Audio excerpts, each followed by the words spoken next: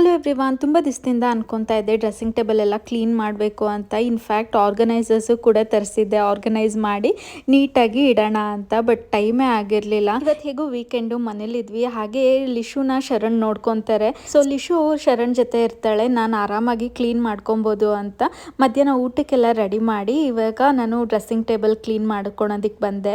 ಇನ್ನು ನಾನಿವತ್ತು ಯೂಸ್ ಮಾಡಿರೋ ಅಂಥ ಆರ್ಗನೈಸರ್ಸ್ ಲಿಂಕ್ ಏನಾದರೂ ಬೇಕು ಅಂದರೆ ಲಿಂಕ್ ಅಂತ ಕಮೆಂಟ್ ಮಾಡಿ. ಸೊ ಆಗಲೇ ಹೇಳ್ದೆ ಅಲ್ವಾ, ಮಧ್ಯಾಹ್ನ ಊಟಕ್ಕೆಲ್ಲ ರೆಡಿ ಮಾಡಿ ಬಂದೆ ಅಂತ. ಶರಣು ಈ ನಡುವೆ ಬರೀ ಸ್ವೀಟ್ ತಿಂದು ಬೋರ್ ಆಗಿದೆ, ಯಾಕಂದರೆ ಅವ್ರಿಗೆ ಅಷ್ಟಾಗಿ ಸ್ವೀಟ್ ಇಷ್ಟ ಆಗಲ್ಲ. ಸೊ ಏನಾದರೂ ಖಾರವಾಗಿ ಏನಾದರೂ ಮಾಡು ಅಂದರೆ, ಇನ್ನು ಅವ್ರಿಗೆ ಹೇಗೋ ಬಿರಿಯಾನಿ ಅಂದರೆ ಇಷ್ಟ. ಅದರಲ್ಲೂ ಈ ನಡುವೆ ಈ ಗ್ರೀನ್ ಕಲರ್ ಬಿರಿಯಾನಿ ಅವ್ರಿಗೆ ತುಂಬಾ ಇಷ್ಟ ಆಗುತ್ತೆ.